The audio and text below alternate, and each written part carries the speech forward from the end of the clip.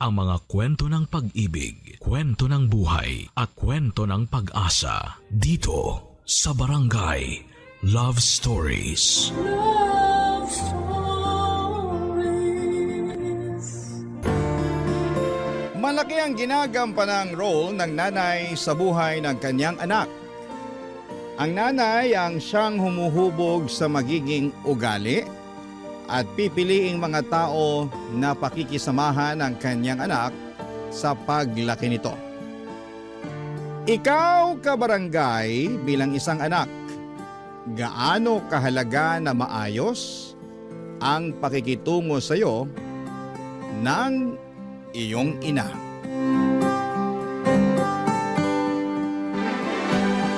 Dear Papa Dudut, ako nga pala si Rose. Sa kasalukuyan ay edad 45 na ako. Hanggang ngayon ay wala akong asawa at walang naging anak. Ang dahilan, ang aking nakaraan. Hayaan niyo akong ibalik ko kayo sa aking pagkabata para maunawaan ninyo ang dahilan kung bakit natakot na akong bumuo ng sarili kong pamilya. 15 anyos ang nanay ko noong ipinagbuntis niya ako.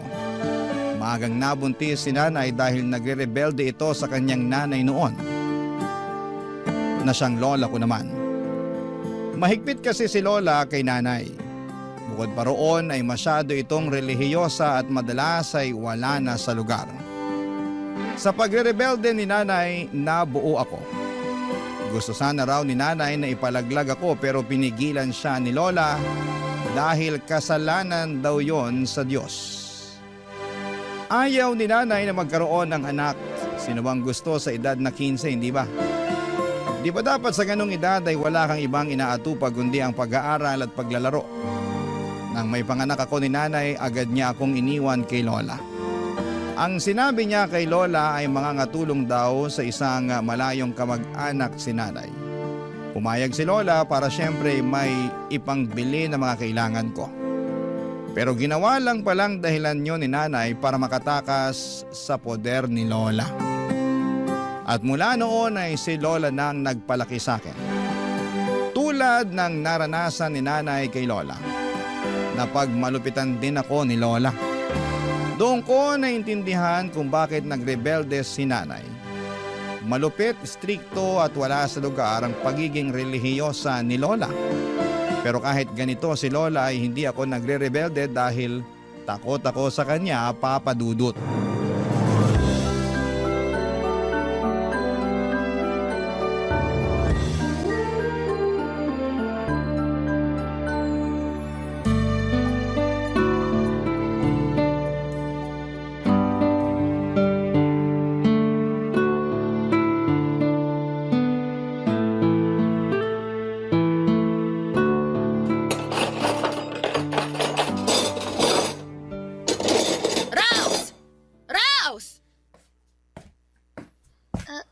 Lola?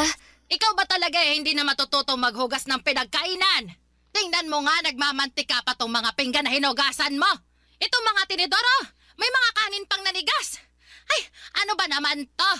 Ang baboy mong bata ka. Uulitin ko na lang po, Lola. Pasensya na po Minamadali ko po kasi yung paghuhugas kanini. Kasi tinawag niyo na ako para sumali sa novena. Aba, at kasalanan pa ng Diyos na hindi maayos ang paghuhugas mo ng pinggan. Hindi naman po ganun, Lola. Inilapit kita sa Diyos dahil alam kong lalaki kang makasalanan. Tingnan mo nga, 15 anyos ka pa lang. Pero kung makasagot ka na sa akin, ako, talo mo pa ang demonyong may matigas na sungay. Pasensya na po, Lola. Nako, puro na lang pasensya. Lagi na ako nagpapasensya sa yung bata ka, ha? Alam ng Diyos kung paano ako naging mabuti sa'yo. Pero ikaw tong ayaw tumuwid ang asal. Uulitin ko na lang po ang mga hinugasan ko kanina. Sus! Imbis na makatipid sa tubig at bareta, dahil sa katangahan mo, mapapagastos na naman ako. Alam mo ba kung magkano ang presyo ng bareta ngayon sa bayan, ha? Akala mo kasi pinupulot ang pera. Sorry po, Lola. Mabuti sana kung nagpapadala pa ng pera ang magaling mong nanay. Pero hindi! Matapos kang iluwal, ako nang gumagastos para sa lahat. Siya tong nagpapakasarap pero ako tong nagpapakahirap. Ibawas niyo na lang po sa baon ko yung ipangbibili niyo ng bareta. Abay talaga! Sineswerte, nabuo pa rin ang ibibigay kong baon mo matapos tong katangahan mo. Wala akong pakialam kung maglakad ka araw-araw sa eskwela. At matuto ka na rin humingi ng pagkain sa kaklase mo. Kasi hindi ka na rin pwedeng magbaon ng tirang ulam dito. Naiintindihan mo? Opo, kahit kanin na lang po ang babaunin ko.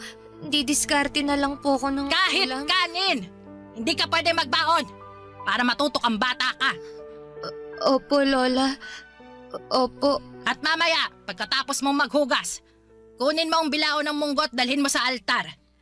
Lola, huwag niyo pong sabihin... Luluhod ka ulit sa munggo ng 4 na oras. Dumipa ka at humingi ng kapatawaran sa Panginoon sa ginawa mo mga mali. Lola, hindi pa kasi magaling ang sugat ko sa tuhod nung pinaluhod niyo ako nung Ay wala akong pakialam. Nagkamali ka. Lumuhod ka ulit sa munggo. Kahit pumasok pa ang mga butil ng munggo sa tuhod mo, hindi ka pa rin tatayo hanggat hindi natatapos ang 4 na oras. Naiintindihan mo? Lola... Parang lumalabang ka pa, no? O sige, dagdagan mo ng 1 oras ang pagluhod mo sa munggo. Dagdagan mo rin ang asin ng munggo para lalong mas magsugat-sugat yung tuhod mo. Habang nakaluhod sa munggo noon, ay hindi ko maiwasang sambitin sa Diyos ang galit ko. Galit hindi lang kay Lola, kundi pati na rin kay Nanay. Hindi ko naman sana mararanasan ang paghihirap ni Lola na ibinibigay sa akin kung hindi ako iniwanan ni Nanay sa kanya. Pati nga sa Diyos ay nagalit na rin po ako. Bakit niya hinayaan na mapunta ako sa ganong sitwasyon? Napakabata ko pa para maranasan ang ganong klase ng hirap. Akala ko ba mahal niya ako? Mahal niya ang lahat ng nilalang niya sa mundo. Pero anong nangyari sa akin? Sa paglipas pa ng mga araw ay nagpatuloy ang pagiging malupit ni Lola sa akin. Napadalas na rin po ang pananakit niya. Kapag mainit ang ulo niya ay binubugbog niya ako kahit na wala akong ginagawa basta ako ang una niyang makita. Ako kaagad ang pagdidiskitahan niya. Lamog na noon ang katawan ko pero wala akong ibang magawa kundi ang tanggapin lahat ng mga yon. Nang minsang hindi ko na makayanan pa ang ginagawa ni Lola sa akin ay hinalughog ko ang kwarto niya para hanapin kung meron siyang nilistahan ng address ni Nanay. Hindi naman ako nabigo, Papa Dudut. Nakita ko ang address book niya kung saan ay nakalista roon ang address ni Nanay. Nagmadali akong magsulat kay Nanay para magsumbong sa ginagawa ni Lola sa akin. Nagmakaawa na rin ako na sunduin na niya ako at itinago ko pansamantala ang sulat na yon at bala kong ipadala sa susunod na Sabado kapag meron na akong sapat na pera at kapag walang pasok. Pero sa kamalasan, Biyernes pa lamang ay naharang na yon ni Lola, Papa Dudut.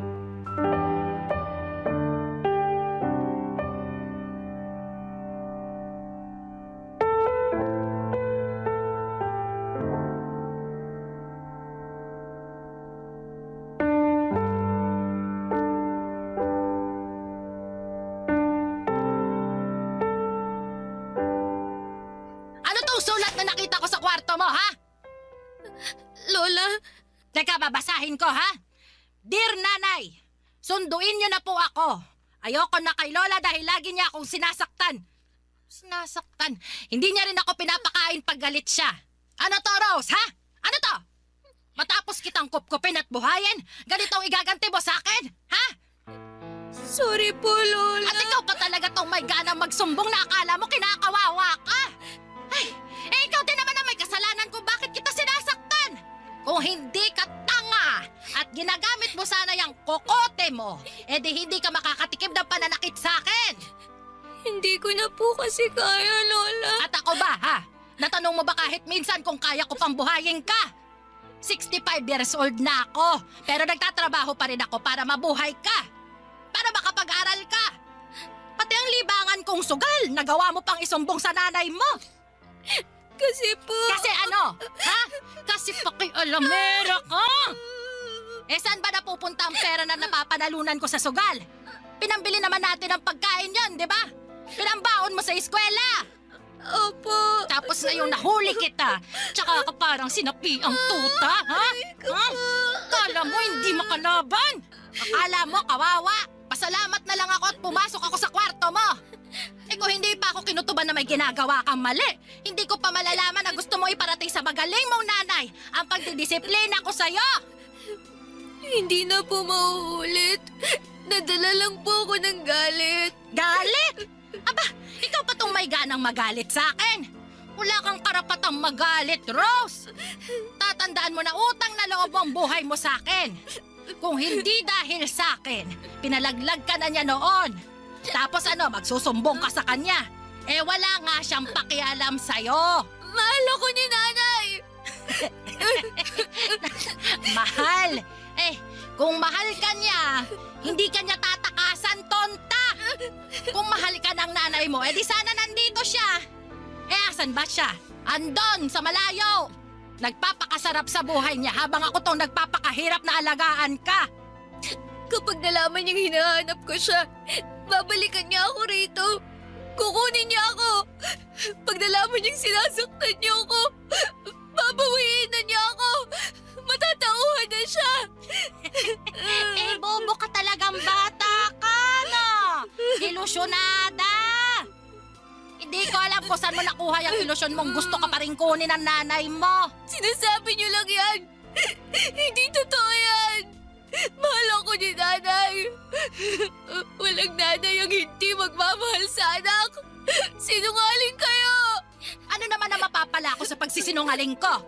Alam mo, mabuti pa. O sige, lalakipan ko pa ito ng sulat ko para kampihan ka. Ako na ang magsasabi sa magaling mong nanay na sinasaktan nga kita. Ayos ba yon? Ha? Para kunin ka na niya. Total, masyado kang pabigat sa akin eh. Dahil sa'yo nagkakasala ako. Kaya mabuti pa, magsama na kayo ng nanay mo. Wala kang utang na loob. Ha? Parehas kayo ng nanay mo, mga kampo ng Diablo. Sinasabunutan, tinatadyakan, sinasampal at pinadugo pa ang ilong ko ni Lola. Paulit-ulit hanggang sa mamanhid ang katawan ko at tuluyan akong nahimatay sa sahig. Akala ko ay mag-aalala si Lola noon pero hinayaan niya lamang ako sa sahig hanggang sa magkamalay ako. At nang magising na ako ay inutusan niya akong magluto na at maglinis ng bahay. Para bang walang nangyari. Sinabi rin niya na pinadala na niya ang sulat namin kay nanay. Ipinakita na rin niya sa akin ang perang hawak niya na pamasahe ko na raw kapag dumating si nanay para kunin ako. Sa totoo lang ay inaabangan ko na ang araw na yon. Wala nang kaso kung nabugbog ako ni Lola noon. Parang nawala na nga ang sakit dahil naisip ko na yun naman na ang huling beses na sasaktan ako ni Lola. Makalipas ang 2 linggo ay dumating na si nanay at kabado ako noon pero masaya. Yun ang unang beses na nakita ko siya. Nakasimangot siya noon at hindi pa nga niya ako pinansin dahil una niyang hinarap ang lola ko. Nakita ko kung paano silang mag-away dahil sa akin. Ilang beses na pinipilit ni Lola na kunin na ako. Ang daming dahilan naman ni nanay para hindi niya ako kunin. Nasasaktan po ako habang pinakikinggan kung paano nila ako pinagpapasapasahan. Walang may gustong kumuha sa akin, nakakadurog ng puso. At nang matapos ang kanilang usapan ay sabay silang pumunta sa akin para sabihin kung ano ang naging desisyon nilang dalawa. Barangay Love Stories. Barangay Love Stories. Sa dulo, Papa Dudut, ay napagdesisyonan nilang dalawa na kunin ako ni nanay. Nakahinga ako ng maluwag kahit pansin ko noon na ang saba ng loob ni nanay. Mukhang napilitan lang siya. Nagtalo pa nga sila hanggang sa huli. Umaasa si nanay na malalabanan pa niya si Lola. Pero sabi ni Lola ay sapat na ang panahon na ibinigay niya para alagaan ako. Walang nagawa si nanay at napangiti na lamang ako. Sa wakas ay tapos na ang impyerno sa buhay ko. Inutusan ako ni nanay na iligpit na ang mga dadalhin kong damit. Magkasama sina nanay at lola sa sala. Sinusubukan nilang magkaayos na dalawa bago kami umalis. Panayang sipol ko habang inilalagay sa sako ang mga damit ko. Wala na akong pakialam kung sa sako ko pa ilagay ang damit ko. Basta makaalis lamang ako sa poder ni Lola. Kahit bit-bitin ko pa yon, gamit lang ang maliit na braso ko ay titiisin ko. Pinaiwan ni Lola ang mga damit na sa tingin niya ay pwede pa niyang ibenta. Ang mga natira lang sa akin noon ay yung mga butas-butas at kupas na. Wala pa rin akong pakialam noon. Kahit wala na akong maisuot na maayos, Papa Dudut, makalabas lang ako ng pintuan ng bahay ni Lola ay ayos na talaga. Nang matapos ang pag-iimpake ko ay nilapitan ko na sina nanay at lola, Papa Dudut.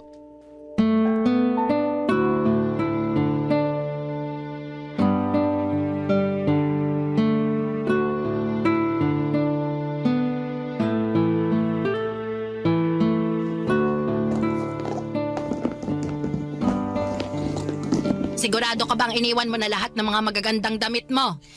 Opo, Lola. Iniwan ko na po sa kwarto. Nakalagay na po sa karton. Nako, wala akong tiwala na iniwan mo lahat. Patingin ang laman ng bag mo para makita ko.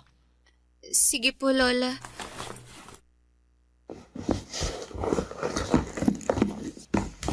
Sinungaling ka naman palang talaga. Hanggang sa huli ilalamangan mo pa akong bata ka, ha? Bakit andito pa ang maong na pantalon na to? Bakit hindi mo isinali sa iiwan mo, ha? Alam mo bang pwede ko pa itong mabenta sa mga apo ng kasamahan ko sa simbahan? Nag-iwan lang po ko ng isang maong na pantalon, Lola. Para may pangpasyal kami ni nanay. Tsaka 2 labahan na lang at kukupas na rin po yan. Pampasyal ninyo ng nanay mo. Umaasa ka ba na ipapasyal ka ng nanay mo eh? Wala ngang pakialam yan sa'yo. Ano ba yan, Nay? Pati ako dinadamay sa pagsisinungaling ng apo nyo. Rose, iwan mo na nga yung maong na pantalon at baka mangisay pa tong lola mo kapag hindi pinagkakitaan ng damit mo. Hoy, mahiya ka naman sa akin. Ako ang gumasto sa inabando na mong anak at ngayon babawiin ko ng pinundar ko sa kanya. Ako pa itong nagmumukhang masama. Sa bagay, kailan ka ba naging masama? Lagi ka namang tama, Nay. Wala kang kasalanan palagi, di ba? Mabuti at alam mo. Hoy, Rose, ipasok mo na nga ulit sa bag yung mga damit mo para makaalis na tayo. Dalian mo, huwag kang kukupad-kupad dyan. Opo, Nay. Sa'yo naman nagmana ang kakuparan niyang batang yan eh. Ngayon, tiisin mong pakisamahan yung anak mong nakamana ng lahat ng pangit mong ugali. Tama na, Nay. Pwede ba? Magpaawat ka naman. Aalis na nga kami, oh. Ayokong tumigil sa kasasalita eh. Bakit ba? May karapatan akong magbunga nga dahil sa konsumisyon na binigay niyo sa aking mag-ina. Eh di sorry! Sorry! Sorry na! Ako na tong mali sa lahat. Okay na po ba? Hindi pa sapat yung sorry mo sa lahat ng napala ko dahil dyan sa katigasan ng ulo niya. Nay, Lola, tama na po. Huwag na kayong mag-away. Isa ka pa, Rose! Sabat ka ng sabat dyan. Bakit? Kinakausap ka ba? Usapan ng matatanda eh, sumasali ka. Talagang wala ka natutunang tama. Paano may matututunang tama yang si Rose? Wala namang tama sa mga pinagsasabi nyo. Walang utang na loob. Bastos ka! Tuntok! Kailan ba kaya mo, ha? Ang batukan ako? Gusto nyo sampal-sampalin nyo pa ako eh. Sige! Ano, Nay? Eto, oh! Oh, sampalin nyo na ako! Sampalin nyo! Dali! Para makabawi ka na sa lahat ng kasalanan ko sa'yo.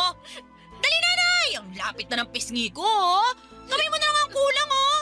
Sampal na! Tama na po, Nay, Lola. Huwag na po kayong magsakitan. Umalis na po tayo, Nay, please. Wala ka naman pala, Nay. Kala ko naman matapang ka. Di mo naman pala kaya kapag hinamon ka. Pasalamat ka at ayoko na madungisan ng huling beses na makikita akong pagmumukha niyong dalawa. Alis! Layas!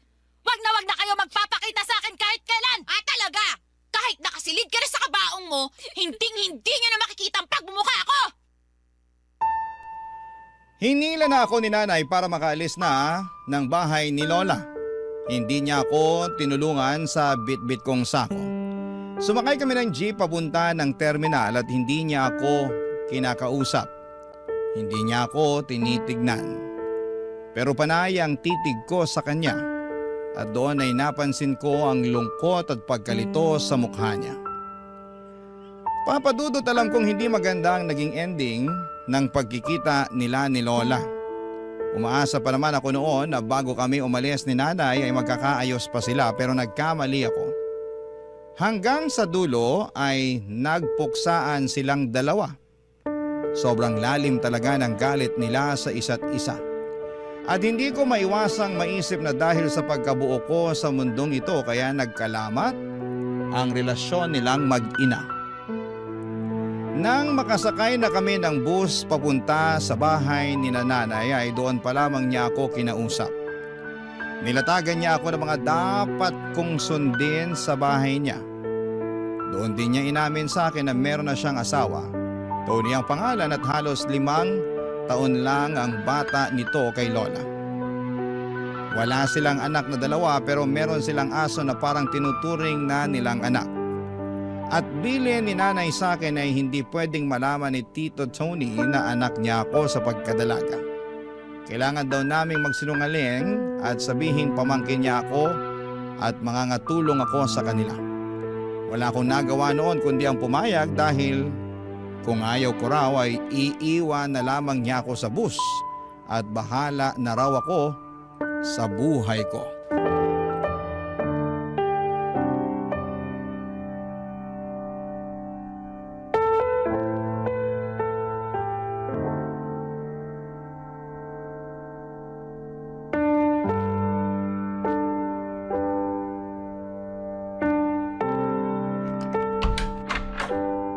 Tony, baby ko! Andito na kami ng pamangkin kong si Rose. Mabuti naman at nakauwi ka na, baby. Yung kaso natin, ayaw na naman kumain. Hala, pinagluto mo ba ng manok? Oo, inilaga ako na, pinirito ko pa. Pero mukhang naumay na sa manok eh. Bumili ako ng barbecue, ayaw din. Hey, Ano kaya nangyari dyan? May bukas pa kaya na veterinaryo ngayong gabi? naku, wala na. Nagtingin na rin ako. Di naman siya matamlay eh. Pero sabi ng katrabaho ko, palipasin lang daw ang gabing to eh. Baka busog pa raw kasi o kaya, yun nga, naumay na sa karne. Bantayan na lang daw magdamag para masabihan bukas yung veterinaryo pag ipapacheck up na. Sakto at nandito na si Rose na pwedeng magbantay magdamag. Ay, masipag tong pamangkin ko. Laging binibida ng pinsan ko na ito ang pinakamasipag sa lahat ng mga anak niya. Kaya siya ang sinangla sa akin. Sinangla? Malaki kasi yung pagkakautang ng nanay nitong si Rose sa akin at ang kabayaran na lang magtrabaho raw ang batang to para sa akin. Diba, Rose? Diba? Opo, tama po si tita. Ganun ba? Huwag kang mag-alala. Kahit na wala ka namang sahod hindi ka naman namin gugutumin dito. Ay, wag mong sabihin yan, Tony. Baka mamaya maging masiba to sa pagkain. Mapagastos pa tayo imbis na makabawi sa utang ng nanay niya sa akin. Hoy, Rose, sakto lang ang kainin mo ha. 2 beses ka lang kakain sa isang araw. Sa tanghali at gabi lang. Tipirin mo rin ang pagkain ng kanin at may kamahalin ng bigas dito sa Maynila. Opo, tita. Malaki pa lang pagkakaawig yung dalawa. Hindi ko kayo kilala mapagkakamalan ko kayo mag-ina. Tumigil ka nga, Tony. Ang layo naman ang mukha niya sa mukha ko, no? Tsaka tignan mo naman ang kutis namin. Tisayin ako. Ito namang si Rose parang sunog na barbecue. Wala naman sa kulay yan. Napansin ko lang sa hugis ng mga mata at mukha nyo. Halos parehas Wala namang masama lalo't magkadugo naman kayong dalawa. Siya. Wag na lang nating pagtalunan at baka tuyuin ka na naman at awayin mo pa ako. Mabuti naman. Ay, baby ko, pwede bang tignan mo muna yung aso natin habang inaasikaso ko tong si Rose? Bibilinan ko na rin siya ng mga dapat gawin dito sa bahay para alam na niya kung paano gagalaw mamaya. Sige. Mabuti pa nga. Mag-iinit na rin ako ng ulam natin para may makain na tayo. Ay, konti lang ang initin mong ulam ha. Hindi nakakain tong si Rose. Nakarami na siya ng mani at nilagang saging sa bus kanina. Sigurado ka ba? Marami pa naman yung ulam. Pwede pa siyang makisalo sa atin. Sayang naman kung hindi natin mauubos agad baka mapanis na yun. Di kapag nangangasim na, ipakain na natin kay Rose. Ikaw talaga, bebe ko. Puro ka biro O sige na. Maiwan ko na kayong dalawa dyan ha. Asikasuhin ko lang yung aso natin. Hoy, muntikan mo na akong tawaging nanay sa harapan ni Tony ha. Di ba ilang beses na kitang binilinan sa bus na isaksak mo dyan sa utak mo na tita ang itatawag mo sa akin? Kapag nabuko tayo ni Tony, palalayasin talaga kita. Sorry po, Nay. Oo, yan na naman! Nanay na naman! Bobo ka talaga. Tama ang lola mo mahina ang kukote mo. Kaya galit na galit sa'yo ang lola mo dahil dyan sa katanghan mo. Ayusin mo, Rose, ha?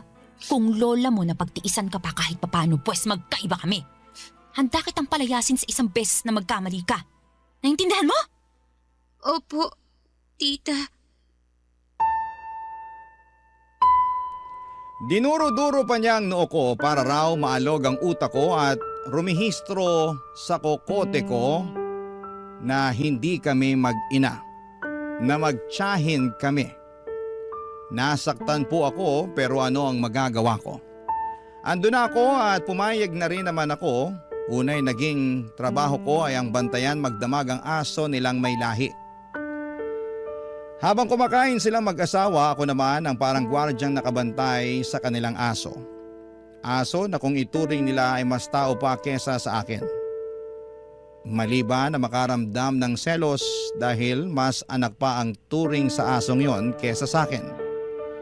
Hindi rin ako hinahayaan ni nanay na makatulog. Kailangang nakabantay ako magdamag sa aso. Baka raw kasi may mangyari kahit sa ilang segundo lamang na pumikit o malingat ako.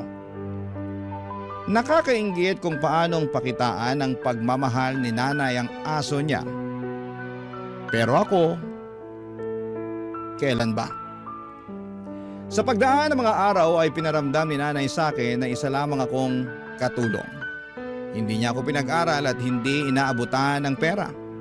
Ang sabi niya sa akin kung meron mang kailangan tulad ng napkin at iba pang mga gamit na pang babae ay sabihan ko na lamang siya para siya na ang bumili. Iba rin ang pagkain ko sa pagkain nilang mag-asawa. Madalas ay sardinas ang pinapakain sa akin, lalo kapag karne ang ulam nila. Depensa ni nanay ay kailangan nilang magtipid dahil mahirap ang buhay sa Maynila. Nilalagyan na lamang ni nanay ng kaunting cabbage at saka tinutubigan ng marami ang sardinas para kasya sa buong araw na ulam ko. Samantalang habang ang aso nila ay halos maumay na sa pritong manok at barbecue. Barangay Love Stories. Barangay Love Stories. Pinangarap ko noon na makasama si Nanay Papa Dudut. Ang makilala siya at maranasan ang pakiramdam na may nag-aalaga at nagmamahal sa iyo. Matagal kong pinagdasal na iligtas na ako ni nanay mula sa pagmamalupit ni Lola. At nang mangyari po yun, akala ko ay simula na ng kasiyahan at pag-ahon ko. Pero nagkamali ako. Mula noong nasa poder na ako ni nanay ay wala akong ibang naranasan kundi ang paghihirap. Kung ikukumpara, mas pinahirapan ako ni nanay kesa kay Lola. Sa mga salita pa lamang niya na halos hindi na makain pa ng aso, durog na ako. Doon ako madalas napapatanong kung meron ba talagang ganong klaseng ina na papakitaan ka ng masama at hindi ka ituturing na tao.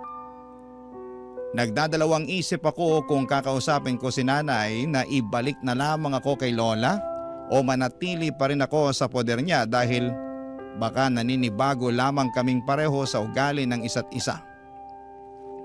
Hindi ko na alam ang gagawin ko noon, Papa Dudut. Habang hindi pa maayos ang desisyon ko ay nagpatuloy lamang ako sa pagsunod sa mga utos ni nanay sa akin. Sinubukan kong maging perpekto sa bawat galaw ko at sa bawat gawaing bahay. Pero tao lang pala ako. Nagkakamali at hindi palaging pulido ang gawa ko. Naintindihan ko yon pero iba kay nanay. Walang puwang ang pagkakamali sa batas niya. Oras na nagkamali kay paniguradong may parusa at manghang na mga salitang nakaabang. Gaya nalaman nung minsan nila akong pinagbintangan na nagnakaw ng malaking halaga ng pera.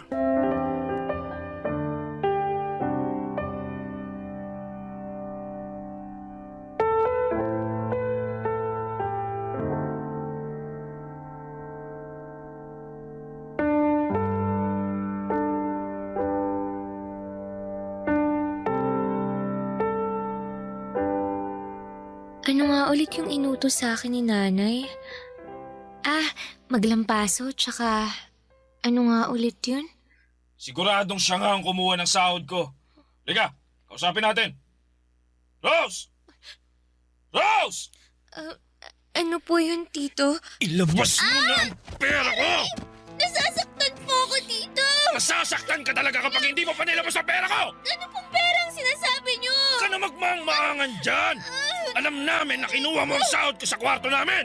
Hoy, Rose! Ilabas mo na! Baka mas lalo ka pa masaktan eh! Dalian mo na! Tita, wala po akong alam tungkol dyan, promise. Wala po talaga. Hindi naman po ako pumapasok sa kwarto niyo eh. Di ba nga bawal akong pumunta ron? Mali ba namin kung pumapasok ka ron kapag wala kami? Ilabas mo na ang pera ko, Rose! Huwag mo na akong gagalitin! Kailangan ko yung pambayad ng renta natin! Tito, wala po talaga akong kinukuha. Mamatay man. Papatayin ka talaga namin kapag hindi ka pa nagsabi ng totoo! Nagsasabi naman po ako ng totoo eh. Maniwala po kayo. Hindi ko po galing magnakaw. Anong hindi? Sabi nga ng tita mo na nagnakaw ka noon sa palengke ng mga chichiri at barya ng mga tindera! Wala pong ganun, tita. Hindi ka lang pala magnanakaw, sinungaling ka pa ha? Hindi ka talaga aamin, ha? Talagang ginagalit mo kami? Teka lang, ha? Tuturuan ka namin ng leksyon. Tony! Hilahin mo nga yun sa kusina! Dali! Isang ulo ha? Tama na po.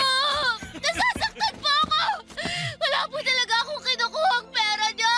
Nung bata ako, dinudurugan at pinapahiran ako ng nanay ko ng siling na puyo sa mata kapag nagsisinungaling ako. At mula noon, natuto na ako magsabi ng totoo. Natakot na akong magsinungaling. Kaya subukan natin sa'yo ngayon, Rose. Subukan natin! Huwag po, tita. Parang awa niyo na. Wala po talaga akong kinuha ang pera.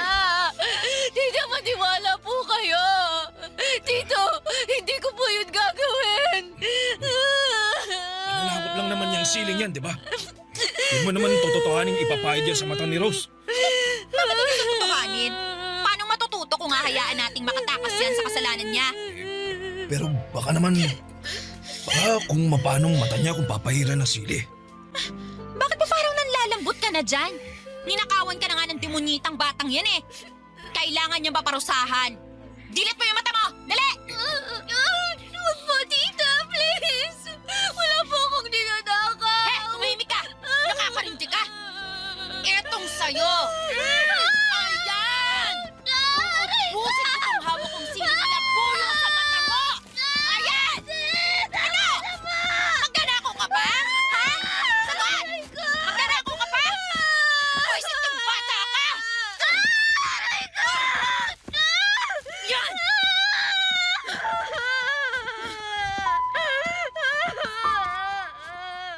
Wala akong ninakaw na pera, Papa Dudut.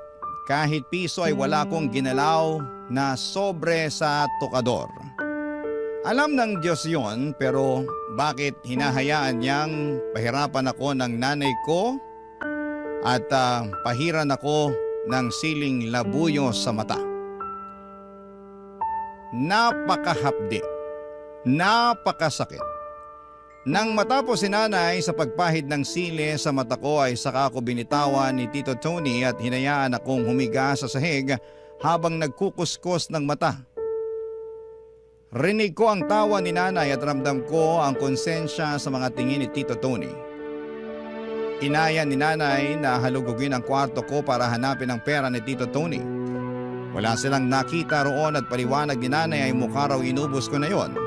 At itinapon pa ang sobrang pinaglagyan ng pera para walang ebidensya. Naniwala si Tito Tony at inayaan nila ako sa sahig ng kusina. Nanlalabo ang kaliwang mata ko dala ng pagkakakuskos ng siling labuyo. Hindi naging sapat ang pagbabad ko sa malamig na tubig para mawala ang hapdi. Namumula ng lalabo at mahapdi yon. Ilang araw na ganoon ang kalagayan ng mga mata ko at lagi ako nahihilo pero pinipilit kong kayanin na kumilos dahil kailangang patuloy ang pagtatrabaho ko. Parang wala lang kay nanay ang mga nangyari. Panay pa rin ang utos niya at hindi niya alintana ang pamamaga ng mata ko.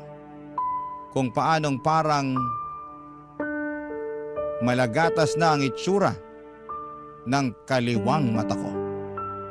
Panay ang dampi ko ng yelo sa mata ko sa pag-asang mawawala ang sakit at mawawala ang pamamaga at pagkukulay gatas nito. Isang araw habang nasa kusina ako, nagpapahid ng yelo sa mata ay nilapitan ako ni Nanay Papadudut.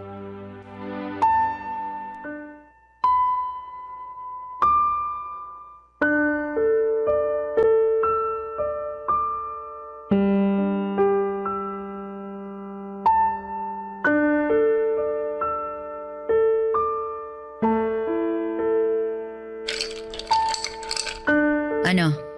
Hindi pa rin ba natatanggal yung pamamaga ng mata mo? Hindi pa po. O bukas, pupunta ako sa bayan. Bibilhan kita ng pangpatak sa mata mo. Yung para sa sore eyes.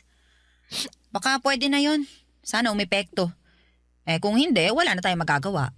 Tiisin mo na lang na ibabad sa malamig na tubig o sa yelo. Ikaw naman kasi, tigas ng ulo mo.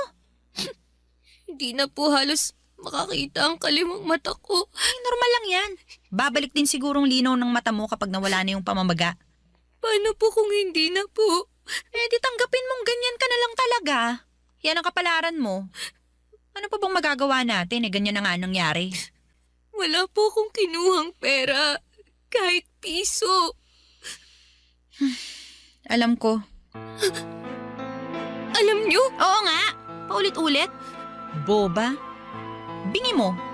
Pero bakit hindi niyo sinabi kay Tito Tony? Bakit hinayaan yung kaladkarin at sabunutan niya ako? Bakit niyo pinahiran ng sili ang mata ko? Bakit bang dami mong tanong? Gusto ko pong malaman. Kasi hindi ko maintindihan kung bakit ganito ang ginawa niyo sa akin. Gusto mo bang makatikim ulit, ha? Talas ng dila mo, ah. Pasalamat ka nga at kailangang inabot mo, eh. Hindi ko naman po dapat to nararanasan eh. Kasi wala naman po talaga akong kinukuhang pera. Oo na nga, paulit-ulit. O sige, para matigil na to, aaminin ko na. Ako ang kumuha sa pera ng Tito Tony mo. Po, hinaan mo yung boses mo. Baka marinig ka ng kapitbahay eh. Nagamit ko sa sugal. Di ko naman kasi alam na mapapatalo ko lahat eh. Bala ko namang ibalik, kaso biglang hinanap ng Tito Tony mo. Hinatakot ako na magalit siya sa akin. Kaya sa akin yung ibinintang. Tama! Magaling! Sino-sino ba naman ang magtutulungan kundi tayong magkadugo, di ba? O ngayon, alam mo na. Bati na tayo, ha? Bakit niyo po ito nagawa sa akin? Arte mo naman. Mana ka sa lola mo. Ang drama. Kakanood mo yan ng teleserye. Alam mo, mabuti pa, magsaing ka na para makakain na tayo bago dumating ang tito mo. Bilisan mo na. Pag dumating si Tito Tony, sasabihin ko sa kanya ang totoo. Sasabihin mo sa kanya ang totoo? Ilalaglag mo ako? Ako na sarili mong nanay? Kailangan niyang malaman ang totoo para malinis ang pangalan ko sa kanya. Bakit kailangan pa nun? Hindi na. Makakalimutan din yun ng Tito Tony mo. Palipasin lang natin yung galit niya. Pero Ang tigas ng uno mo, ha? Sige, gumanyan-ganyan ka sa akin at hindi kita bibilhan ng pangpatak sa mata mo. Hahayaan kita mabulag. Gusto mo yon? hindi po. Kung mananahimik ka at magpapakabait ka, malay mo. Kapag manalo ko sa sugal sa susunod na linggo, ipapacheck up natin yung mata mo. Magsusugal po kayo? Oo, at huwag kang magkakamaling magsumbong sa Tito Tony mo, ha? Ayaw niyang bumalik ulit ako sa pagkalulong sa sugal. Pag ikaw talaga nagsalita, humanda ka. Pati ka ng mata mo, bubulagin ko. Dinuroan ako ni Nanay sa mukha sa sobrang gigil niya, Papadudut. Sakay tinulak at pinagsasampal habang nakasandal ako sa pader. Hindi na po ako lumaban pa, parang nasanay na ang katawan ko sa pananakit niya. Nang matapos at mapagod na siyang saktan ako ay saka siya lumabas ng bahay para magsugal. Iniwan niya akong mag-isa sa bahay at nakatulala ako at hindi na ako makaiyak noon. Parang pakiramdam ko ay nauubos na ang luha ko. Nang makabawi ako ng lakas ay pumasok ako sa kwarto ko para kunin ang mga damit ko. Yun na ang huling araw na titira ako at mananatili sa impyerno. Umalis ako ng bahay na yon. Umalis ako sa bahay ng nanay ko. umalis ako sa impyerno. Hindi ko po alam kung yon ang hudyat ng Diyos para tulungan ako. Dahil sa paglaboy ko sa kalsada, saktong nakasalubong ako ng mga grupo ng madre na siyang tumulong sa akin nang malaman nila ang kalagayan ko. Pinapulis nila si nanay at si Tito Tony.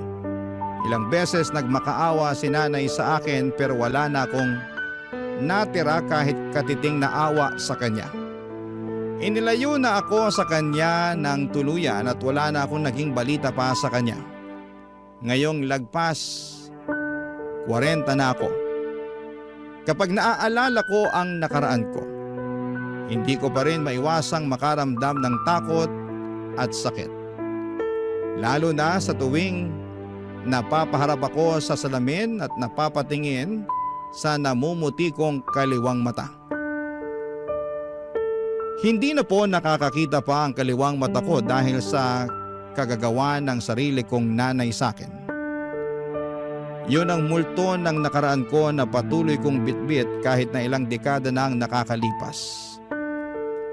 Yun din ang dahilan kung bakit mas pinili kong huwag mag-asawa at magkaroon ng anak sa takot na magaya ako sa lola ko at nanay ko. Hindi ko kakayaning magdala ng bata sa mundo, lalo kung alam kong bugbog ako sa nakaraan.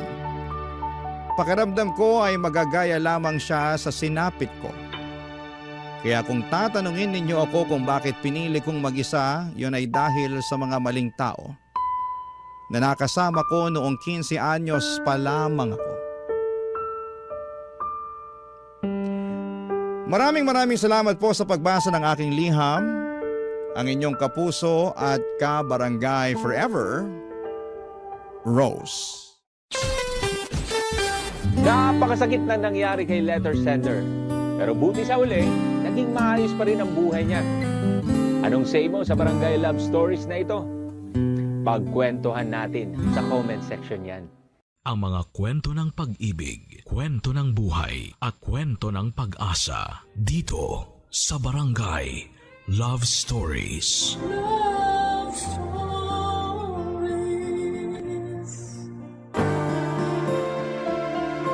Isang malaking responsibilidad na masasabi ang pagkakaroon ng anak. Kapag hindi ka handa ay huwag kang gumawa. Ikaw kabarangay, handa ka bang magkaroon ng sariling pamilya? Dear Papa Dudut, mapagpalang araw sa inyong lahat. Ako nga pala si Lena, 30 years old at isa sa mga masusugid ninyong tagapakinig sa Spotify ng Barangay Love Stories. Kaya naman na-inspired din po ako magpadala ng kwento sa inyo. Neto lang nakaraan ay naganap ang lahat ng ibabahagi ko sa inyo. Ito ang naging dahilan ng malaking pagbabago sa akin. Hindi po ako mahilig sa commitment. Lagi akong takot kapag usapang commitment na papadudot. Gusto ko ay casual lang. Lagi akong nakatambay sa mga online dating site para makahanap ng mga papayag sa gusto ko. Casual lang. One night stand. Kasama tuwing nalulungkot kapag nag-iisa. Yun lang naman ang hanap ko. Kapag may gusto ng something more, syempre, atras kagad ako. Aminado kong emotionally unavailable akong tao, papadudot. Kaya siguro tinuruan ako ng leksyon ng Diyos. Nakilala ko sa isang online dating site si Jonathan. Mas bata siya sa akin ng 3 taon. Alam niya kung ano ang pinasok niya at hindi naman siya humiling ng kahit na ano. Gusto lang din niya ng laro. Gusto lang din niya ng kasama at laro. Pinayagan ko yun. Unang pagkikita pa lang namin ay may nangyari na kaagad sa amin. Nagkaroon kami ng koneksyon, pero sa kama lang. Masaya naman siyang kasama, kaya naulit ng ilang beses ang pagkikita namin na lahat ay nauuwi sa pagsisiping. Maganda talaga ang koneksyon namin sa kama. At iyon ang naging dahilan para aksidente niya akong mabuntis. Hindi kami nag-ingat dahil nadala kami ng init ng katawan. Hindi ko yon natanggap kaagad. Hindi naman ako handang maging ina pero nangyari na. Ayaw ko namang ipalaglag dahil para sa akin ay wala namang kasalanan ang nasa sinapupunan ko. Dahil dito, Papa Dudut, ay kinausap ko si Jonathan tungkol sa ipinagbubuntis ko, Papa Dudut.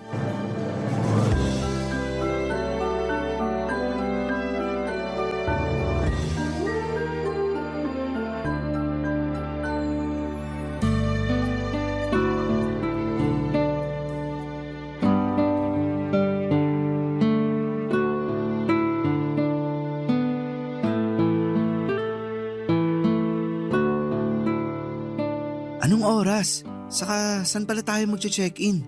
Hindi mo sinabi sa akin sa chat. Mag-usap muna tayo. Sige, order lang ako ng beer natin. Asan ba yung waiter dito? Bawal sa akin ng beer. Orange juice na lang. Kailan pa naging bawal sa'yo ang beer? Ginagawa mo na ng tubig ang alak kapag nagkikita tayo eh. Dati yun, iba na ngayon. Bakit biglaan na ata ang pagbabago mo? Hindi ako ready. Buntis ako. So, hindi na tayo pwedeng mag-check-in? Narinig mo ba sinabi ko? Oo, buntis ka mo. So hindi na tayo pwede mag-ano? Di ba bawal yun kapag may baby na sa tiyan? Hindi mo man lang ba tatanungin kung sinong ama ng dinadala ko? Ako ba o iba? Malamang ikaw! Alam mo namang ilang buwan na tayo nag-aano. Malay ko ba kung may on the side ka pa dyan? Seryoso ako, Jonathan. Totoong buntis ako at ikaw ang ama. Eh di congrats sa akin. Magiging ama na ako. Hindi ako nakikipaglokohan hindi to prank. Alam ko. Eh ba't ganyan ang reaction mo sa binalita ko? Kasi masaya ako. Masaya? Hindi planado tong pinagbubuntis ko. Ako lang ba ito nagpapanik sa sitwasyon natin? Hindi ko nga alam kung bakit ka nagpapanik. Eh malaking blessing ang isang sanggol. Pues hindi ako ready sa blessing na to. Kaya kung may kilala kang santo na malapit sa Diyos, dasalan mo na para bawiin to. Uy, wag naman. Gusto ko pang maging tatay. Paninindigan ko yan. Seryoso ka ba, Jonathan? Hindi biro tong pinagbubuntis ko. Malaking pagbabago to sa buhay natin. Ano naman ngayon? Balang araw naman magiging nanay ka at magiging tatay din ako. Maaga lang nangyari sa atin. Pero nakatadhana na to. Sigurado ako. Nakatadhana akong mag-rescue ng mga aspin at maging cool na tita. Hindi maging ina. Eh saya na yung role na binigay sa'yo ng Diyos. Huwag ka nang pumalag. Mahalin mo na lang. Hindi ko alam kung bakit ganyan ang reaksyon mo eh. Pero mamaya lang, sigurado akong matatauhan ka na. Maiisip mo na hindi ka pa handang maging ama. Malabo yan. Gusto ko talagang maging ama. Saka pwede naman na akong magkaroon ng anak sa edad ko. Huwag kang pakakasiguro. Gusto ko talagang maging ama para may i-flex ako sa Facebook. Karamihan kasi ng mga tropa ko may mga anak na. Makijoin na rin ako. Saka para may dahilan ako para tumakas kapag sobra na sa inuman. Higit pa sa pagpe-flex sa Facebook ang pagkakaroon ng anak. Malaking responsibilidad to. At willing naman akong akuin kung gusto mo. Huwag mo sanang ipapalaglag ha. Araw-araw akong makokonsensya kapag ginawa mo yan. Alam ko karapatan mo bilang babae kung gusto mong ituloy ang pagbubuntis mo o hindi. Pero sana maisip mo na hindi ka naman nag-iisa sa pagharap niyan. Andito ako. Kami ni nanay. Ipapakilala kita sa kanya. Magugustuhan mo siya. Jonathan! Ramdam ko na natatakot ka. Siguro mamaya makakaramdam din ako niyan. Pero mas inunahan kasi ako ng saya. Ikaw din. Baka mamaya maging masaya ka na sa bagong blessing na dumating sa buhay natin.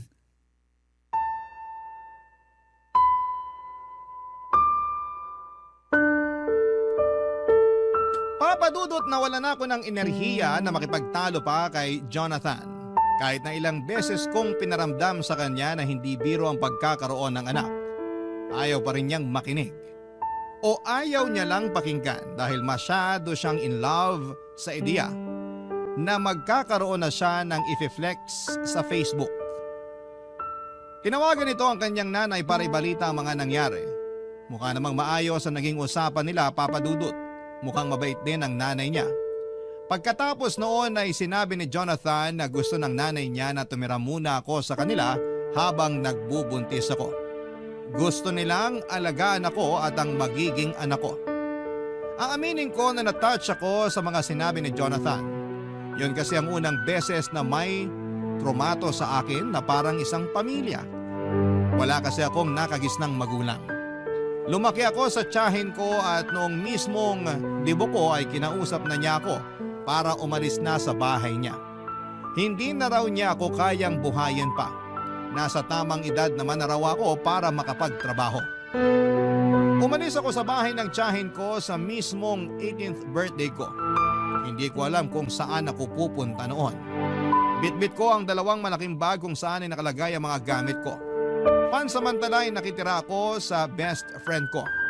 Umalis din ako makalipas ang 2 buwan dahil panayang parinig sa akin ng mga magulang niya. Nakahanap ako ng trabaho at nagsumikap. Mula sa pagbe-bed space ay nakakuha na ako ng sarili kong kwarto.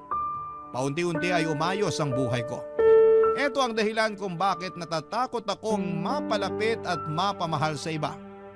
Natatakot ako na isang araw ay abandonahin din nila ako tulad ng ginawa ng mga magulang at tiyahin ko. Kaya naman malaking pagbabago talaga sa akin at tinanggap ako nila Jonathan at ng kanyang nanay at masarap pala yon sa pakiramdam, Papa Dudut.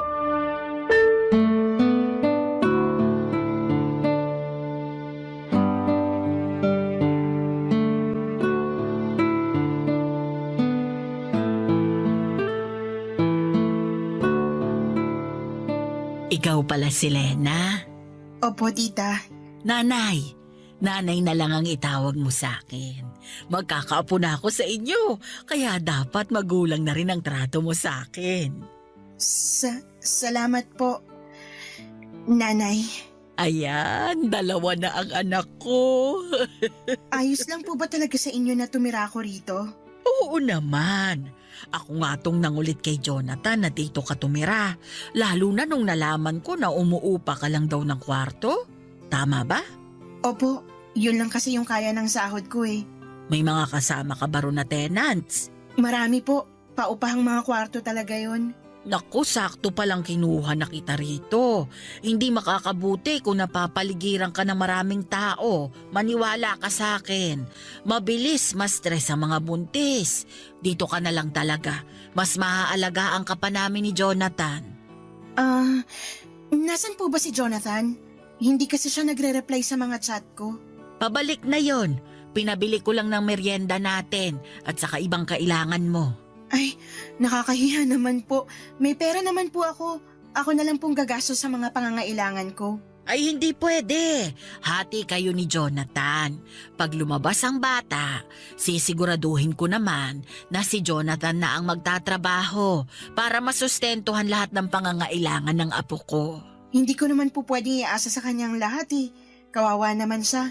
Makakapagtrabaho pa rin naman ako, makakapag-ipon pa para panghanda sa panganganak ko at sa iba pang mga pangangailangan naming mag-ina.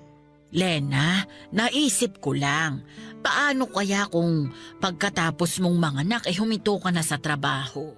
Para naman matutukan mo ang anak mo. Wala ka naman po problemahing bayarin sa upa kasi libre na ang lahat dito para sa'yo. Pero gusto ko pa rin po sanang may trabaho para mas malaki ang maipon namin ni Jonathan para sa anak namin. Iba na talaga ang henerasyon ngayon, ano? Nung panahon kasi namin, kailangang huminto sa pagtatrabaho ang mga nanay para may magbantay sa mga anak. Kaya ko naman pong pagsabayin. Ay naku, sa una lang yan. Pero kapag nahawakan mo na ang anak mo, halos ayaw mo nang bitawan at ayaw mo na ring bumalik sa trabaho. Lagi mong mamimiss. Lagi kang mag-aalala. Marami akong pamangkin na ganyan ang nangyari. Saka ako na po siguro po problemahin kapag nandun na ako. Sa ngayon, gusto ko pa rin pong magtrabaho para maiabot naman po ako sa inyo kahit papaano. Hindi mo kailangan akong abutan. Ano ka ba? May pinagkakakitaan naman ako. Ipunin mo na lang para sa anak mo. Salamat po, tita. Anong tita?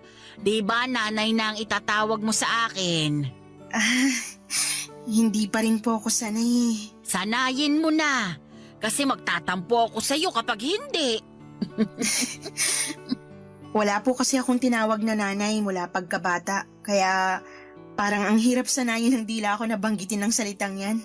Nakwento nga sa akin ni Jonathan. Kaya pinilit ko talaga siya na kunin ka rito. Kailangan mong magkaroon ng isang ina para alam mo kung paano maging ina sa magiging anak mo. Salamat po, Nanay. O kung may kailangan ka, huwag kang mahihiyang magsabi sa akin. Ituring mo akong isang ina. Salamat po. Nay, Lena, nakabili ako ng merienda. Okay bang paglihian mo tong inihaw na mais at taho? Bakit naman ikaw ang magdidesisyon sa paglilihian ni Lena? Hindi ba pwede yun? Natakam kasi ako nung nakita ko to sa palengke eh. Ikaw ata ang naglilihi eh. Ganyan din ang tatay ni Jonathan dati. Siya ang nauunang maglihi kesa sa akin.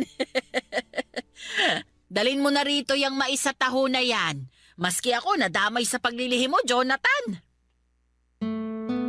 Nagkatawanan at nagkantsawan pa ang mag-ina habang hinahanda ni Jonathan ang merienda namin, Papa Dudut. Napangiti na lamang ako. Ganito pala ang pakiramdam na mapabilang sa totoong pamilya. Tahimik lang ako noon at pinagmamasdan silang dalawa. Ang saya nilang tignan. Hindi ko yon naranasan. Hindi ko man na-experience ang bonding na ganoon pero ramdam ko na masaya yon sa pakiramdam. Kita ko naman sa mga mata nilang dalawa na maganda ang koneksyon nilang mag-ina. Nagkakwentuhan na rin kami tungkol sa pamilya ni Jonathan. Nalaman ko na 10 years old pa lamang si Jonathan nang mamatay ang tatay nito. Isang seaman, malaki naman ang naiwang pera sa kanila. Sapat para masustentuhan ang pag-aaral ni Jonathan hanggang kolehiyo. Pero hindi na rin nakapagtapos ng kolehiyo si Jonathan dahil tinamad na ito. Tinanggap na lamang yon ng nanay niya. Ang nanay niya ay isang retired na guro sa elementarya. Hindi na kasing laki tulad ng dati ang hawak nilang pera, pero sapat lamang ang meron sila para sa simple at komportableng buhay. Si Jonathan naman ay nagtatrabaho bilang ahente ng mga sasakyan. Marami akong nalaman tungkol sa kanilang pamilya. Masaya ako sa mga nalaman ko. Naisip ko na safe ang magiging anak ko sa poder nila. Ramdam ko. Kaya naman ang bilis lang din gumaan ang loob ko sa kanila, Papa Dudut. Sa pagdaan nga ng mga araw ay mas lalong tumitindi ang saya ko. Sa wakas ay nagkaroon na ako ng pamilya. Siguro nga ay totoo ang sinabi ni Jonathan. Malaking blessing ang sanggol sa aking sinapupunan dahil sa pinagbubuntis ko ay na-bless ako ni Lord ng pamilya sa katauhan ni nanay at ni Jonathan. May mahihiling pa ba ako? Parang wala na. Kontento na ako sa piling nila at sa direksyon ng buhay ko. Barangay Love Stories. Barangay Love Stories. Papa Dudut, mabilis lang na lumipas ang mga buwan. Nakapanganak na ako sa wakas at babae ang isinilang ko. Malusog at hindi ako binigyan ng problema habang nagle-labor. Pinangalanan namin siyang Mika. Sinunod ko sa pangalan ng best friend ko. Mula nung isinilang ko si Mika, mas dumoble ang pag-aasikaso ng nanay ni Jonathan sa akin. Tinuro niya sa akin lahat ng kailangan kong malaman sa pag-aalaga ng sanggol. Mas kaya pa nga niyang patahanin ang anak ko kesa sa akin. Sanay na talaga siya at hindi pa rin daw niya nakakalimutan ang pag-aalaga ng sanggol dahil halos lahat ng pamangkin niya ay siya rin ang nag-asikaso. Mahilig kasi sa bata ang nanay ni Jonathan. Nakita ko naman yon kung paano niya mahalin si Mika. Pansamantala nga ay ang nanay ni Jonathan ang katabi ko sa kwarto. Para mabantayan niya si Mika, si Jonathan naman nung lumagpas ng 1 buwan ng baby namin ay nakitulog na rin sa kwarto.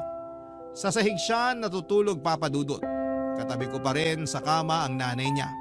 Natatakot kasi ang nanay ni Jonathan na baka maipit nito ang baby namin. Malikot daw kasi si Jonathan matulog. Totoo naman. Ilang beses ko na yung na-experience kahit nung hindi pa ako nabubuntis. Alam na alam talaga ng nanay ni Jonathan kung paano kami alaga ang mag-ina. Habang buhay kong ipagpapasalamat na napunta ako sa kanila. Ang tanging naging problema ko na lamang ay si Jonathan.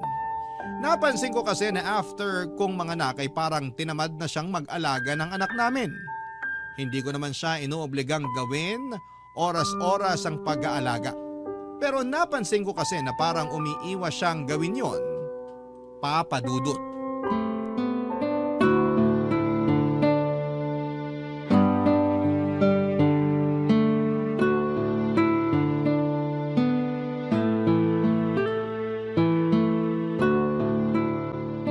Oh, isoli ko na si Baby Mika sa'yo. Kala ko hindi na kayo matatapos mag-selfie. Ayaw kasi niyang umiti. Hindi pa talagang ngingiti yan. Iyak pa lang naman ang alam niyan. Hindi tuloy ako makahanap ng ipopost sa Facebook. Hindi maayos lahat ng kuha naming dalawa. Kahit blurred pa ang kuha mo sa kanya, ilalike pa rin yan sa Facebook. Basta baby, matik na yun. Sige na nga. Bakit nga pala bihis na bihis ka wala ka namang pasok ngayon? Holiday, di ba? At long weekend. So bakit nga? Andito ka lang naman sa bahay kung makaporma ka para kang may liligawan sa labas. Selos ka ba? Sabi nila kapag kakapanganak pa lang ng babae, nagiging silosa raw. Totoo ba? Ay nako, alam mong setup natin. Nagsasama tayo para sa bata, wala tayong relasyon. Oo na. Talaga to. Lagi na lang takot sa commitment. Ipaliwanag mo na kaya kung bakit nakaporma ka. Para maganda ang selfie namin ni Baby. Oh, tapos na kayo mag-selfie. Magubad ka na. Grabe to. Kakapanganak lang. Gusto na agad akong hubaran. Huy, pagalingin mo muna ang tahi mo bago tayo bumira. Ang dumi ng isip mo. Ang ibig ko sabihin, magpalit ka na ng pambahay para komportable ka na at matulungan mo na rin ako sa pagbabantay kay baby. Aalis ako. Saan ka naman pupunta? Out of town. Kasama ang mga katrabaho at tropa ko. Ngayon na? Oo, kaya nga ako nakabihis, di ba? Hinihintay ko na lang yung tropa ko magsusundo sa akin. Bakit ngayon mo lang sinabi sa akin? Hindi mo man lang pinaalam. Bakit ako magpapaalam? Wala namang tayo. Chos! Seryoso ako. Alam mo naman kailangan kita sa pag-aalaga ng baby natin eh. Kaya nyo na yan ni nanay. Hindi nyo nga ako kailangan eh. Pangpasikip lang ako sa bahay. Pero Jonathan, hindi naman pwedeng iasa na lang natin sa nanay mo lahat ng pag-aalaga sa anak natin. Gusto naman niya. Kahit na, responsibilidad natin ang anak natin. 3 araw lang naman ako mawawala. Lunes ng gabi, nandito na ako. May pasalubong pa ako para sa'yo. 3 araw? Long weekend, di ba? Sinusulit lang namin. Minsan lang kasi makapagbakasyon. Marami pa namang long weekend sa kalendaryo. Baka naman pwede magpaska muna ngayon. Nakita mong kapapanganak ko pa lang eh. Hindi pwede. Nakapag-ambag na ako sa tutuluyan namin at sa gas. Susulitin ko na. Bawiin mo na lang yung ambag mo para ipandagdag natin sa pambili ng diapers at vitamins ni baby. Lalong hindi pwede. No refund sa ambag. Kawawa naman mga kasama ko kung kukunin ko yung ambag ko. Planado na yung budget eh. Sana kasi nagsabi ka man lang sa akin para napag-usapan natin kung pwede kang tumuloy o hindi. Sobra ka namang istrikto. Ngayon lang naman ako magbabakasyon. Pero parang lagi kang nakabakasyon eh. Kahit nandito ka lang sa bahay, hindi kita halos nakikitang pumapasok dito sa kwarto para tulungan ako kay baby. Saka ka lang pumupunta rito para mag-selfie. Buti nga, pumupunta pa ako eh. Wow! Parang utang na loob pa namin ni baby na pumupunta ka pa rito sa kwarto. Iba. Mali ata pagkakasabi ko. Sorry, nabigla lang. Huwag kang magalit ha. Babawi ako sa inyo ni baby pagbalik. Promise. Ako ang mag-aalaga. Matulog ka hanggat gusto mo. Promise. Promise yan ah. Oo. Ayun na, bumusina na yung tropa ko. Aalis na ako ha. Mag-chat na lang tayo. Update na lang. Okay? Bye! Natahimik na lamang ako at pinigilang magalit. Lalo na nung hindi niya maingat na sinarado ang pintuan ng kwarto kaya nagulat ang baby Mika namin. Mas lalo tuloy akong nagngit-ngit sa galit. Iniwan niya kaming mag-ina at akala ko naman dahil long weekend ay makakasama namin siya. Pero hindi pala. Mas inuna niyang makasama ang mga katrabaho at katropa niya. Hindi ko naman siya pinagbabawalang lumabas. Lagi ko naman siyang pinapayagan na makipag-inuman o kung saan man siya pumunta pagkatapos ng trabaho niya. Basta ang sa akin lang ay tumulong siya sa pag-aalaga sa anak namin. Pero hindi ganoon ang nangyayari. Ako at ang nanay lamang niyang nag-aasikaso kay baby Mika. Naya na nga ako na magpatulong sa nanay ni Jonathan dahil hindi naman niya yon responsibilidad. Matagal ko nang napansin yon kay Jonathan. Parang wala talaga siyang interes sa anak namin. Noong nasa sinapupunan ko pa lamang ay excited lagi si Jonathan na mga anak ako para raw maipagmalaki pa niya sa Facebook ang anak namin. Ilang selfie lang ang lumipas pagkatapos kong mga anak ay hindi na niya pinakita ulit sa akin na excited siya sa pagdating ng anak namin. Saka lang talaga niya kinukumusta ang anak namin kapag kailangan niya nang may maipopost sa Facebook. Ang nakakainis pa sa mga caption niya, lagi niyang pinamumukha na isa siyang mabuting ama. Na akala mo ay lagi niyang inaalagaan ang anak namin. Kung alam lang ng friends niya sa Facebook na parang ginagamit lamang niya ang anak namin para may maipost siya at magmukhang dakila, Papa Dudut.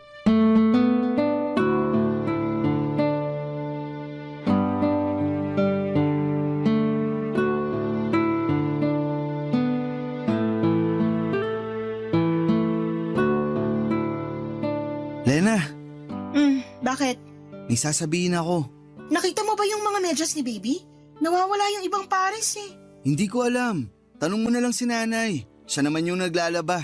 Pwedeng ikaw na lang ang magtanong o kaya tulungan mo akong hanapin dito. Baka nandito lang sa cabinet at naihahalo sa ibang damit. Huwag mo nang pahirapan ang sarili mo. Itanong na lang natin kay nanay. Lagi na lang tayo nagpapatulong at nagtatanong sa nanay mo. Mahiya naman tayo. Ang simple lang nitong paghahanap ng mga pares ng medyas. Kaya na natin to. Tulungan mo ko. Kailangan na ba niya? Sana. Ang init pa kaya?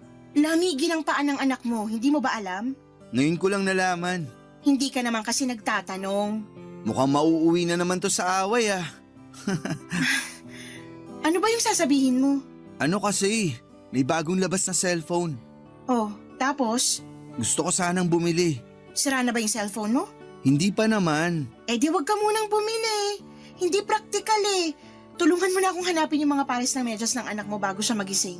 Mas importante to. Mas importante ang cellphone mo kaysa malamigan ng paa ng anak mo? Hindi naman yan ang ibig kong sabihin. Mali lang ako ng nagamit na salita. Pero kailangan ko talaga ng bagong cellphone. Para saan nga? Kung parehas lang naman ang purpose sa dati mong cellphone, mas maigi na wag ka na munang bumili. Nagsasayang ka lang ng pera. Ipunin mo na lang para sa future na pangangailangan ng anak natin. Puro na lang anak natin.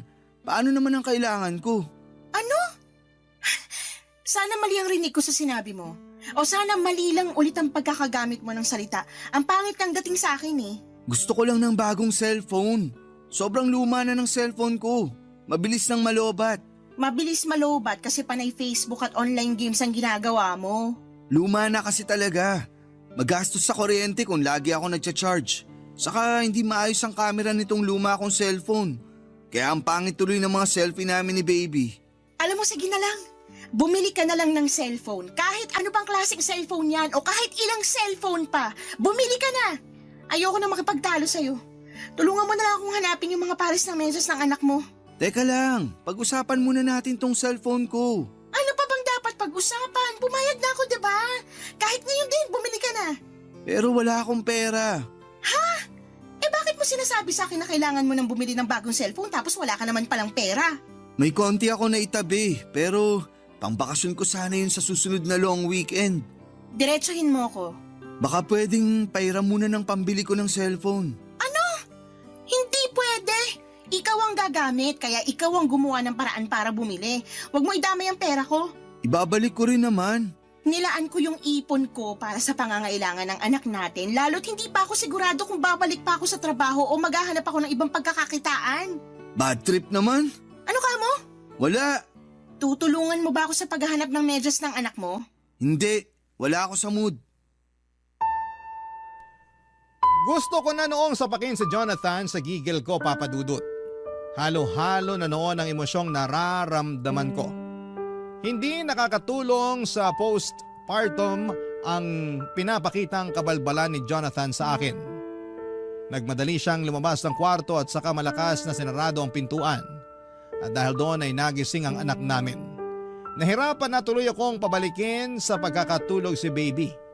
Hindi ko na rin nagawa ang dapat kong gawin dahil kailangan kong patahanin ang anak namin. Hindi ko na alam ang uunahin ko. Kung ang baby namin o magalit sa inaasal ni Jonathan. Doon ko nakita kung gaano ka-immature si Jonathan. Para siyang bata na hindi binigyan ng pambili ng candy. Gusto kong magsumbong noon sa nanay niya pero ayoko namang magkaroon sila ng away dahil sa akin. Kaya naman sinubukan kong intindihin pa ang tatay ng anak ko. Kaya lang Papa Dudut, habang tumatagal ay mas lalong lumalala noon ang ipinapakitang asal ni Jonathan sa akin. Hindi na rin siya nagsiselfie kasama si baby. Hindi na rin niya hinahawakan pa ang anak namin. Ni pansinin kapag pumapasok sa kwarto ay hindi niya ginagawa. Lumamig na rin ang pakikitungo niya sa akin. Hindi ko na alam ang gagawin ko noon para manumbalik ang koneksyon namin. Kaya naman naglabas ako ng pera at inabot sa kanya. Doon naman ay natuwa siya. May pambili na siya ng cellphone niya at pinangako niyang babayaran niya yon kaagad sa akin. Pero hindi naman niya ginawa yon. Ako tuloy ang nagkakaroon ng problema sa ibang pangangailangan ko at ng anak namin dahil nasa ang ipon ko para ibigay sa kanya para may pambili siya ng bago niyang cellphone. Barangay Love Stories. Barangay Love Stories. Papa Dudut, sinubukan kong tiisin ang pinapakitang pangbabaliwala ni Jonathan sa akin. Lalo't hindi na ako nakabalik pa sa trabaho. Nagpa siya akong mag-resign sa trabaho para matutukang maigi ang anak namin. Mas ginusto kong maging stay-at-home mom dahil alam kong wala akong maasahang tulong sa pag-aasikaso mula kay Jonathan. Nahihiya na rin ako sa nanay niya lalo't napapansin kong nahihirapan na rin kumilos ang nanay niya dala ng edad nito. Wala akong ibang naging choice at gustuhin ko mang magtrabaho ay hindi ko magawa dahil wala akong mapag-iwanan sa anak namin. Nag-try na lamang akong rumakit ng buy and sell sa Facebook.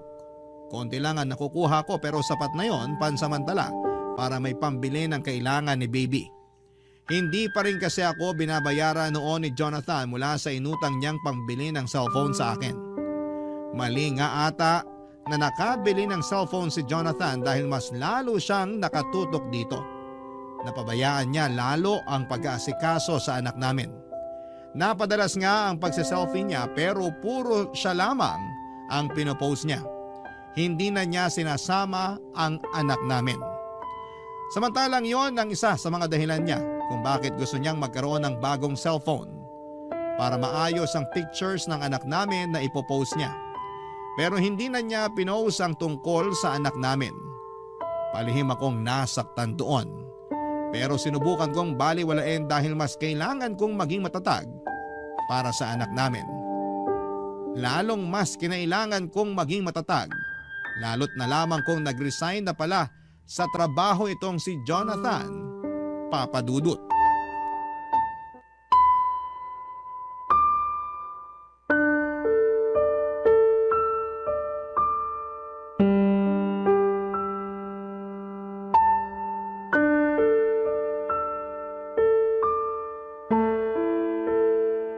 Nag-resign ka sa trabaho? Oo nga, paulit-ulit. Bakit mo naman ginawa yun? Hindi ko na kaya yung pang-power trip ng boss ko. Lagi akong pinapagalitan. Bakit ka pinapagalitan? Kasi may mga palpak ako sa trabaho. Pero kailangan bang pagalitan? Pwede namang kausapin na lang. Para naman siyang isip bata. Lagi na lang mainit ang ulo niya sa akin kapag nagkakamali ako. Kahit sinong boss naman siguro magagalit kapag may palpak na ginagawa ang mga empleyado niya. Pero walang personalan. Parte yun ang trabaho niya. Sigurado namang lilipas din yun. Gusto ka lang niyang matuto. Di ko naman kailangan ng advice mo. Pinapaliwanag ko lang sa'yo. Grabe ka naman, Jonathan. Nag-resign ka pa talaga kung kailan naman wala rin akong trabaho. Ikaw din naman nag-resign ah. Pinagalitan ba kita? Nag-resign ako para may mag-alaga sa anak natin. Baka nirarason mo lang yan kasi ayaw mo na magtrabaho. Andiyan naman si nanay na mag-aalaga ng baby natin. Bakit di mo na lang siya gamitin? Kasi nakakahiya na iaasa sa nanay mo yung responsibilidad natin kay baby Mika. Hindi naman siya nagre-reklamo. Ikaw lang tong gumagawa ng issue.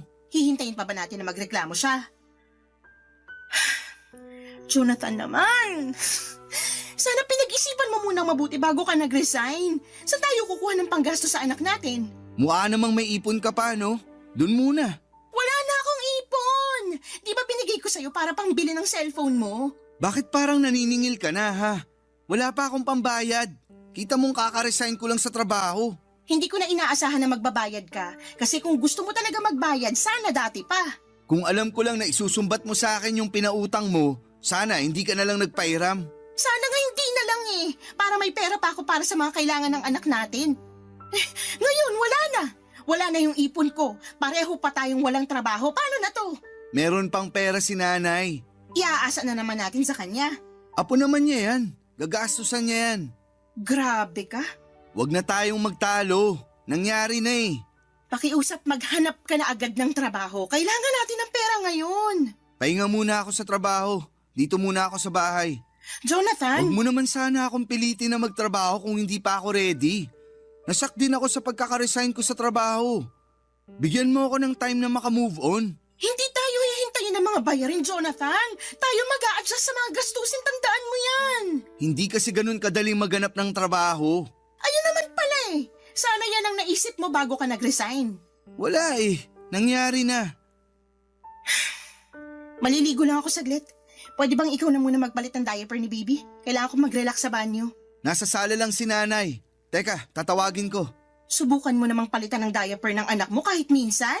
Trabaho kasi yan ng mga babae. Wow, Jonathan! Trabaho mong asikasuhin ang sarili mong anak. Hindi nga ako marunong dyan. Ikaw na lang. Tuturuan kita para alam mo na sa susunod.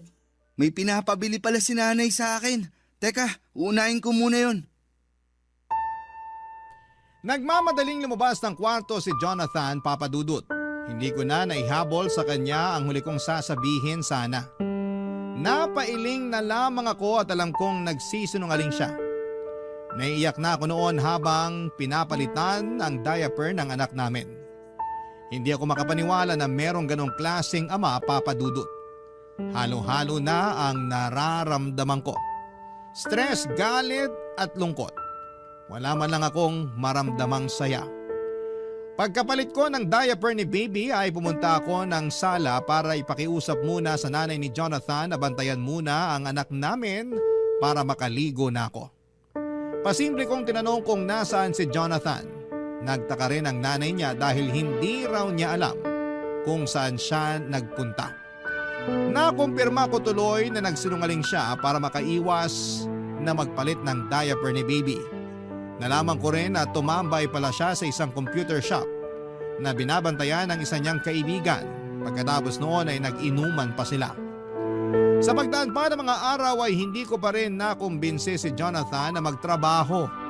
Nakatambay lang siya madalas sa computer shop at umuuwi na lamang sa gabi para kumain at matulog.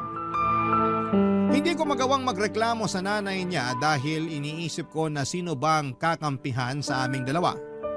Hindi naman ako ang kadugo. Napadalas na rin ang away namin dahil doon at lalong kinausap niya ang nanay niya para bigyan kami ng pera na pangbili ng kailangan ng baby namin. Nahiya akong tumanggap ng pera sa nanay niya kahit nanay na niya mismo ang nag-aabot sa akin. Alam kong darating ang panahon na kailangan na ring maghigpit ng nanay niya dahil may pangangailangan din siya na kailangang pagkagastosan. Kaya naman sinubukan ko maghanap ng trabaho. Bahala na. Kung pwedeng isama ko na lamang sa magiging trabaho ko ang anak ko, ay gagawin ko, Papa Dudut.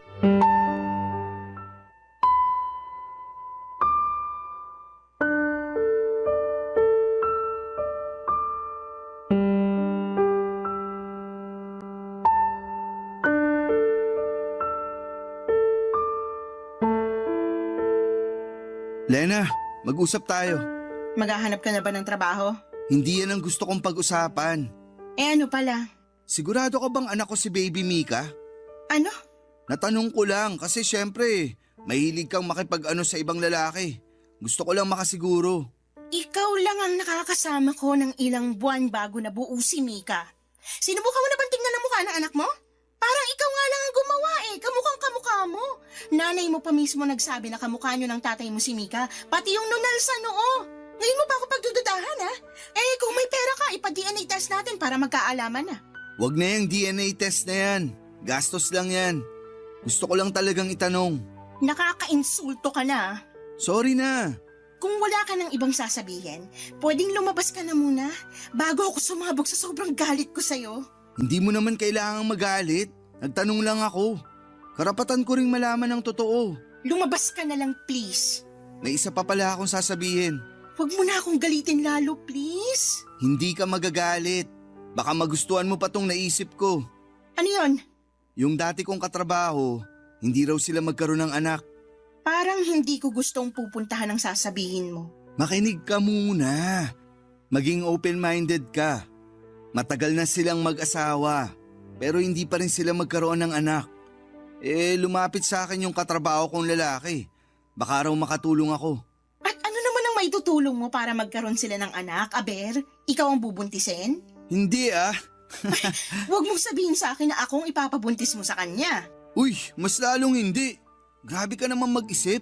Walang bubuntisin sa atin. Ano nga ang balak mo?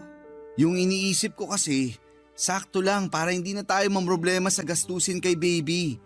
Kasi napapansin ko, lagi ka nalang stress at malungkot dahil kay baby. Walang kinalaman si Baby Mika sa stress at lungkot na nararamdaman ko. Akala mo lang yun. Pero sobrang stressful talaga ang magkaroon ng anak. Lalo kung hindi pa handa yung magulang, di ba? Anong pinupunto mo? Hindi ba pumasok sa isip mo na ipaampon na lang natin si baby? Ano? Makinig ka muna bago ka magalit. Hindi ko na kailangan makinig para hindi ako magalit. Hindi effective. Galit ako sa lahat ng sinasabi mo. Yung katrabaho ko kasi, nakwento ko sa kanya na pwede niyang ampunin si baby para maalagaan at mabigyan ng magandang future. Kasi hindi natin kayang gawin yun, di ba? Pareho tayong walang trabaho. Tapos, wala ka pang kasamang mag-aalaga sa kanya. Hindi ako makapaniwala na naisip mo yan. Gusto ko lang maging praktikal. Paano ba natin bubuhayin ang anak natin? Pareho tayong walang pera. Grabe ka, Jonathan. Grabe. Pumayag yung katrabaho ko na ampunin si baby. Sabi nga nila, baka mag-abot pa sila ng 5K sa atin para pasasalamat. Mag-a-update naman daw sila lagi sa kalagayan ni Baby Mika para makampante tayo. Saka Lena, bibigyan tayo ng 5K. Ayaw mo pa nun?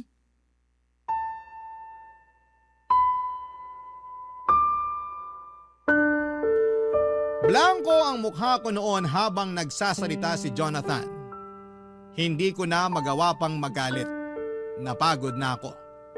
Hindi ko na rin siya inimik noon. Panay pa rin ang salita ni Jonathan at sinabi ko sa kanya na pag-iisipan ko at kung pwedeng lumabas muna siya ng kwarto. Sumunod naman siya. Sabi niya iidlip lang daw siya sa kwarto ng kanyang nanay at gigisingin ko na lamang daw siya kapag nakapag-decide na akong ipamigay ang baby namin. Pagkalabas ni Jonathan ng kwarto ay nilabas ko ang mga bag namin ni baby at nag-impake. Hindi ko na kayang magtiis.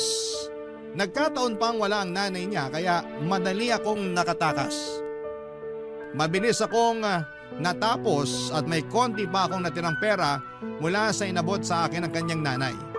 Nakiusap ako sa dati kong katrabaho na kung pwedeng makituloy muna kahit na ilang araw at pumayag naman. Kaya mas lalo akong ginanahan na umalis dahil merong tutulong sa akin.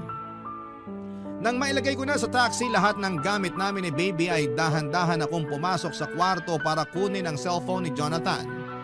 Tulog pa siya. Malalim pa ang tulog at tinanggal ko ang SIM card niya at saka nireset ang cellphone at saka yon kinuha. Doon ako nagmadaling umalis nang walang paalam sa kanya. Pero nag-iwan ako ng sulat para sa nanay niya. Nagpasalamat ako sa lahat ng tinulong niya sa akin at sinabi ko lahat ng sama ng loob ko sa kanyang anak.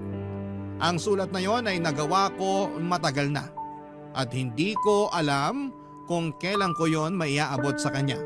At dumaan na nga ang araw na pwede ko nang ipabasa sa kanya ang sulat na yon. Dinikit ko yon sa ref at pagkatapos noon ay lumabas na kami ni Baby Mika ng bahay at saka sumakay na sa taxi. Binenta ko ang cellphone ni Jonathan para may pera akong dagdag sa pagsisimula ko. Mabuti na lamang at nabenta ko kaagad sa dating katrabaho ko. Ginamit ko ang perang yon para makapagsimula ng maliit na negosyo. Unti-unti ay lumakas ang negosyong yon at nakatayo na akong muli sa sarili kong mga paa. Tinulungan ako ng Diyos na makabangon. Mabilis ang pagbangon ko dahil nakita ng Diyos na nahihirapan ako. Sa ngayon, papadudot ay masaya akong umuupa ng isang maliit na apartment at hawak ko ang sarili kong oras dahil sa pinili kong negosyo. Wala na rin po akong balita pa kina Jonathan at mas minabuti kong huwag nang makibalita pa dahil isa na siyang nakasaradong kabanata sa buhay ko. Maraming salamat po sa pagbasa ng aking liham at sana po ay Stories. Barangay Love Stories. Kwentuhan naman tayo dito sa comment section.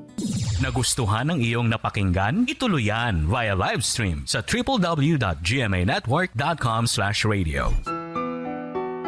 Barangay LS 97.1 Forever